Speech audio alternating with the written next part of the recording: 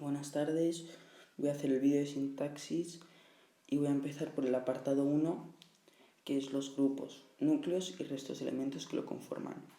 Aquí podemos apreciar una tablita que he hecho en la que podemos diferenciar grupos, los núcleos que podemos encontrar en cada grupo y un ejemplo de cada grupo. Empezaremos con el nominal. Este tiene una abreviatura que es GN. Su núcleo es un sustantivo y aquí podemos ver en el ejemplo que casa es el núcleo y vieja sería un complemento del nombre. Seguimos con el adjetival, cuyo núcleo es un adjetivo y aquí en el ejemplo podemos ver que ancha es el núcleo. Seguimos con el adverbial. El núcleo es el adverbio y de cerca sería el núcleo. El grupo preposicional, este es diferente porque el núcleo no tiene por qué ser un grupo gramatical en especial, porque este es un grupo preposicional debido a que el grupo empieza por la función, el grupo que contiene la función empieza con una preposición. Aquí en el ejemplo lo podemos ver que es grupo preposicional por desde, que es la palabra por la que empieza, pero en cambio desde no es el núcleo es temprano. ¿Qué más podemos encontrar? Podemos encontrar el complemento del nombre, el que ya he hablado en el primer ejemplo, que lo que hace es te da más información sobre el nombre. Podemos encontrar un enlace, que sería una preposición, se abrevia como E. También podemos encontrar un término, que se pone siempre y cuando haya una preposición, se pondría detrás del enlace o de la preposición, y se abrevia como T. También tenemos los actualizadores, que aquí podemos apreciar una lista de todos los grupos gramaticales que pueden aparecer como actualizador.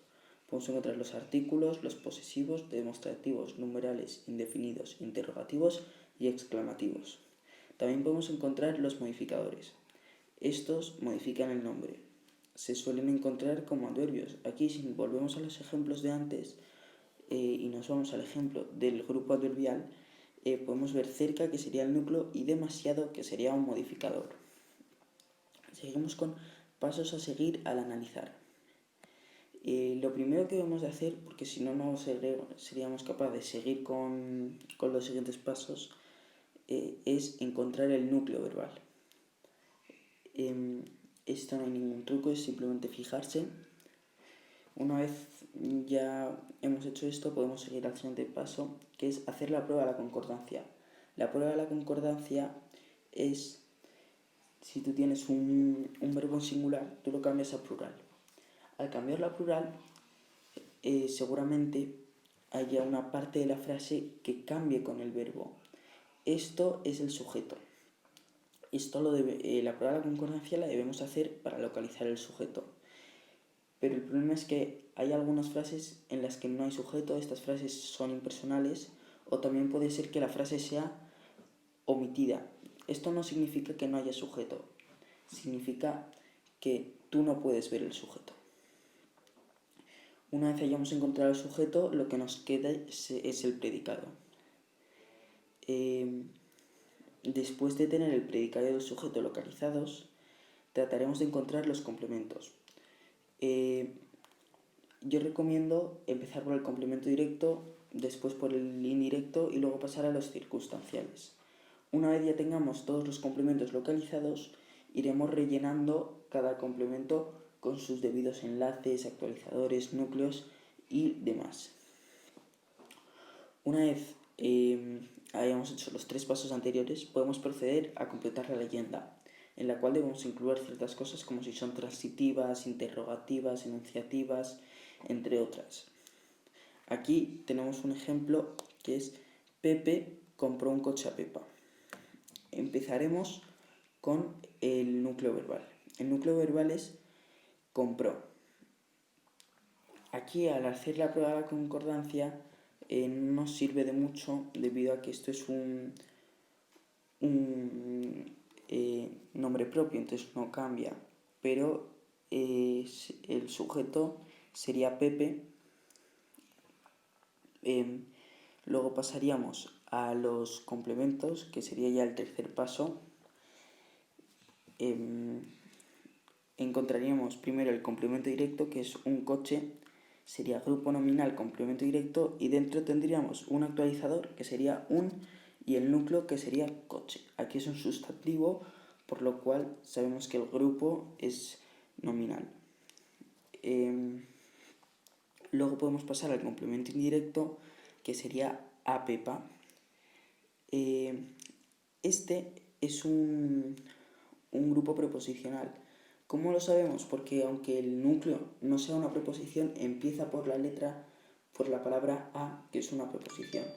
Entonces a esto lo llamaríamos enlace. Y como ya hemos dicho antes, después del enlace viene el término. Entonces, ¿qué sería el término? El término sería Pepa. Y esto se pondría como T y luego grupo nominal, porque Pepa es un sustantivo. Y luego pondríamos los núcleos, que serían Pepa y coche. Entonces, recapitulando, el núcleo verbal es compró, el sujeto es Pepe, el complemento directo es un coche y el complemento indirecto es a Pepa. Compró un coche a Pepa es el predicado verbal. Grupo verbal, predicado verbal. Y luego haríamos la leyenda. Esta, por ejemplo, sería transitiva, enunciativa, personal y simple y activa. Ahora pasaríamos a las funciones. Yo voy a empezar desde la E porque mi compañero ha hecho las anteriores. El complemento de régimen. El complemento de régimen siempre está en un grupo preposicional, no puede estar en uno nominal o en uno adjetival, este siempre debe estar en un grupo preposicional. Este está regido por el significado del verbo. ¿Cómo encontrarlo? Aquí vamos a dar algunos consejos de cómo encontrar el complemento de régimen. Debemos comprobar de qué grupo se trata, ya que este solo puede estar en un grupo preposicional. Si este grupo es preposicional, ya tiene el primer requisito cumplido. Luego, deberíamos poder sustituirlo por un pronombre. Y al cambiarlo por el pronombre, deberíamos poder mantener la preposición. Y si cumple esos dos requisitos, ya sabemos que es un complemento de régimen. Aquí podemos ver un ejemplo que es se queja de su mala suerte. Aquí podemos ver que es un grupo preposicional en la parte subrayada y esto es un complemento de régimen. El F, atributo. Este expresa una cualidad, propiedad o estado del sujeto. Esto lo hace mediante los verbos ser, estar y parecer, que son los verbos copulativos. Aquí tenemos un ejemplo. Cervantes fue un gran escritor. Este atributo podemos ver que expresa una cualidad de Cervantes, que es que fue un gran escritor, y lo hace mediante el verbo ser, que está como fue, que es un verbo copulativo, entonces cumple los dos requisitos, entonces puede ser un atributo. Pasamos a la G. Complemento predicativo. Esta es la función sintáctica que acompaña a un verbo y expresa una propiedad del sujeto o del complemento directo. Aquí podemos ver un ejemplo que es llegó cansada del parque. Cansada es el complemento predicativo. Vamos con la H, que es complemento agente. Este describe a la persona o cosa que realiza la acción del verbo. Este solo lo podemos encontrar en las oraciones pasivas, no lo podemos encontrar en una oración activa, solo en las pasivas. En una oración activa, este se correspondería a el sujeto gramatical. Aquí podemos ver un ejemplo que es el roble fue talado por el leñador. Esto podemos ver que está en pasiva y esto en activo sería el leñador taló el roble. Y si lo pensamos, el leñador es el sujeto en una oración activa y aquí es el complemento agente. Pasamos a las oraciones pasivas. La oración pasiva te permite darle énfasis a una acción y al sujeto al que ha afectado, pero esta oración deja en segundo plano al que la ha afectado, o sea, el sujeto afectado queda en segundo plano y el que ha ejecutado la acción queda en primer plano. En una pasiva el complemento directo pasa a ser sujeto paciente, o sea, lo que sería en una activa el complemento directo, en una pasiva sería el sujeto paciente, y el sujeto de una activa pasa a ser el complemento agente en una pasiva. Un ejemplo, el herido es conducido por la ambulancia al hospital. Aquí podemos ver que el herido, que sería el complemento directo en la anterior, en la activa, pasa a ser sujeto paciente, y por la ambulancia, que sería el sujeto en la activa, pasa a ser complemento agente. Aquí, por la ambulancia, podría ni siquiera no estar en la frase, porque si la lees sin por la ambulancia, también queda bien.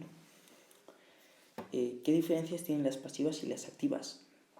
En una oración activa se identifica en primer lugar al sujeto de la acción, al que se le da el protagonismo. Y en la pasiva el sujeto no es el que ejecuta la acción, sino el que la recibe. Entonces, el que gana protagonismo es el que recibe la acción.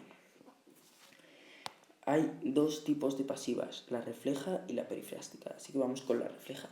La diferencia entre la pasiva y la pasiva refleja es que la pasiva utiliza un registro más formal, en cambio la refleja utiliza un registro cotidiano.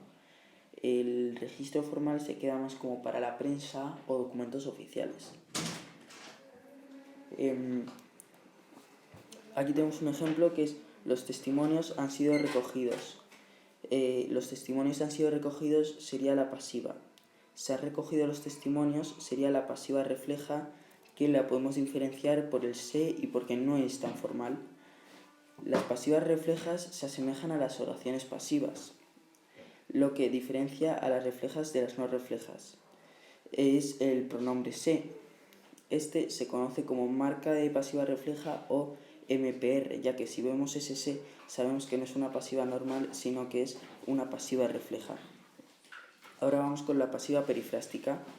En la pasiva perifrástica, el verbo ser participa como verbo auxiliar.